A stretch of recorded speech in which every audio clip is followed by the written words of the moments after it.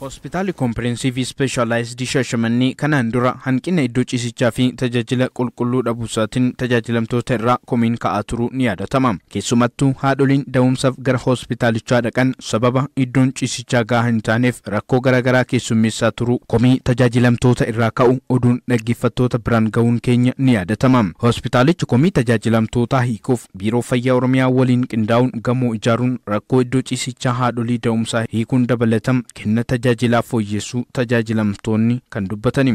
Durallee baay'ina himaa turanii kenna dhiigaa qabdanii agaas dhufee baay'ina gargaaranii silaa lubbuun kiyyaan hafu ture garuu agaas dhufee baay'ina tajaajilanii qulqullinni isaallee haalli isaa itti nu keessummeessanillee haala bareedaa erga dhufeerraa hordoffiin isaa naaf godhanii fi akkasuma kunuunsi baay'ee namatti tola. Yaa'u manatti deebi'uu irraa asuma turtee hanga guyyaa da'umsa keetiitti irra hordofutu irra sii filatamaadha waan naan jedhameef haala saniin as turutti jira. Turtii qulqullinna akkasuma tajaajila ogeessonni namaa kennanis bareedaadha. Hospitaalichi du'aatii haadholii ulfaa fi daa'immanii hambisuuf kenna tajaajila haadholiif kennamu si'ataa fi qulqulluu taasisuun yeroo ammaa komii kanaan dura dhagahamaa ture hiikuu hawaasnis ragaa bahaa jira. Kutaa amma keessatti argamnu kutaa da'umsa haawwatiiti. Kutaa kana keessatti haalli kennaa tajaajila baay'ee gaarii. Kan akka guyyaa as keessa buleetti olii gad deemee gola garaagaraa ni daawwadha. Gola keessa haalli walitti namni cuucca'ee jiraatu hin jiru. Namni addaan sissiqee deebi'ee dhukkubsattoota qofa ka keessa jiran.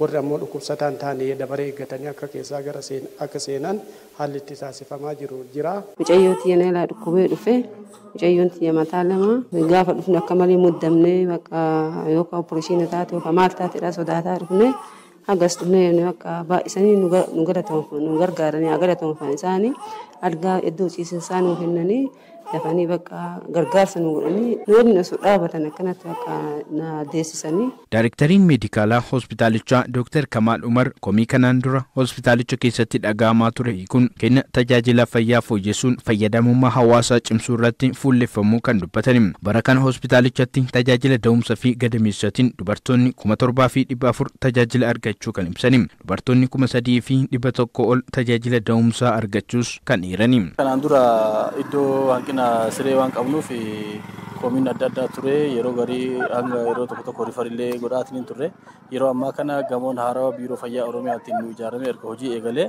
almost rifarii dhaabnee jirra jechuudha deetti hojii wal qabateetiniin. Iddoo ciisichaa gahaa qabna. Naannoo siree akka waliigalaatiitti siree 280 ol qabna. Bara kana haawwota gara 3,100 oltu da'umsa karaa fayya qabeessanii nu biratti daanii. Xiyyeeffannoo mootummaan kenna tajaajila haadholii ulfaaf kennamu fooyyessuun du'aatii haadholii fi daa'immanii hanbisuuf hojjetamaa jiru. Hospitaalichattis xiyyeeffannoon hojjetamaa kan jiru ta'u Dr. Kamaal Umar kan himani. Xiyyeeffannoo yeroo ammaa du'aatii haawwatii fi daa'immanii hir'isuu irratti wal qabateetiniin akka nullee akka hospitaala kennatti xiyyeeffannoo guddaatti kenneetiin hojjetaa jirra.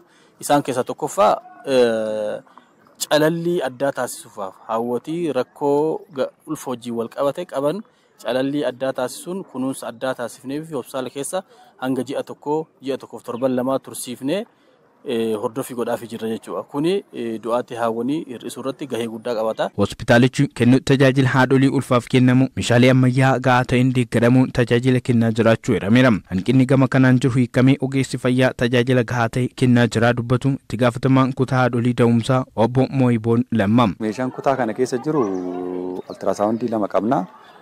Kutaan opereeshinii illee asuma keessatti kan isaan hojjetamaa jiru. Akka duraan baannee kutaa gara kutaa biraa geessaa turreessu.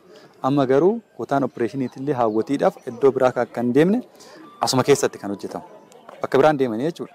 Hin dhufanii akka dhufaniin kutaa calallii jalqabaa kanas seenanii kutaa jalqabaa jalqallii kanaan yoo haati sun emerjensii yookaan immoo ataamtama ta'u ta'e daayireekti kutaa opereeshinii seentee asuma.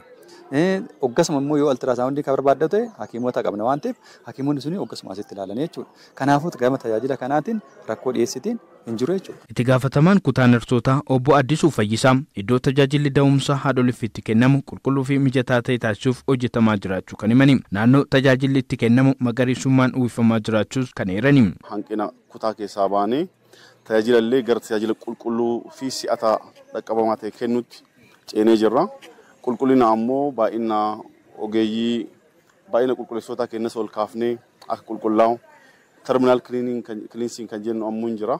Ogeeyyimti kutaa kanaa torbaaniin ta'anii 15 sagantaan bahee hojiin qulqullinaa hojii qulqulleessituu qofa akka hin taanetti hubatamee ogeeyyii fi qulqulleessitoonni hundi tiimiidhaan taanee yeroo itti qulqulleessinullee hin jira. Qulqullinni haala gaarii irra jira.